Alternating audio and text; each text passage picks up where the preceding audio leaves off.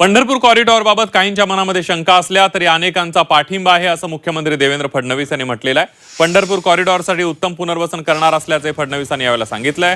तर 56 लाख शेतकऱ्यांना कर्जमाफी मिळणार असून पहिल्या टप्प्यामध्ये 31 तारखेआधीच 17 लाख शेतकऱ्यांना कर्जमाफी मिळणार असल्याचं फडणवीस यांनी सांगितलेलं आहे।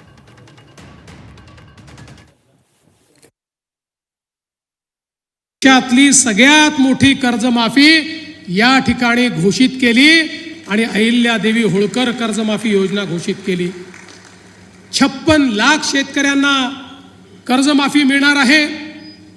ज्यांनी नियमित कर्ज भरलं त्यांना 50,000 रुपये त्यांच्या अकाउंटला आम्ही देतो आहोत। 17 लाख शेतकऱ्यांची पहिली यादी 13,000 कोटी रुपये आपण त्या शेतकऱ्यांना या ठिकाणी देतो आहोत। आणि आता दुसऱ्या यादीचं काम सुरू झालंय।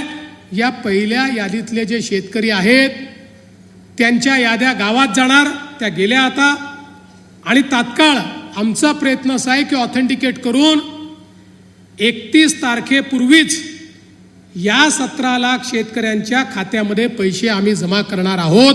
त्याची सुरुवात आम्ही केलेली आहे आणि आज आपल्या सोलापूर जिल्ह्यातले 7 शेतकरी त्यांच्या खात्यात पैसे जमा केले, त्यांना कर्जमुक्त केलं, नवीन कर्ज घेण्याकरता पात्र केलं।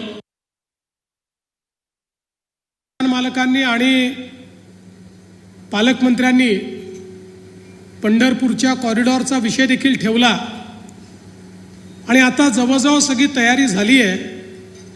काही लोकांच्या मनात थोड्या शंका आहेत। बहुतांश लोकांना आता हे लक्षात आलेलं आहे की त्यांनी मनात घेतलं त्याहीपेक्षा चांगलं पुनर्वसन आम्ही देतो।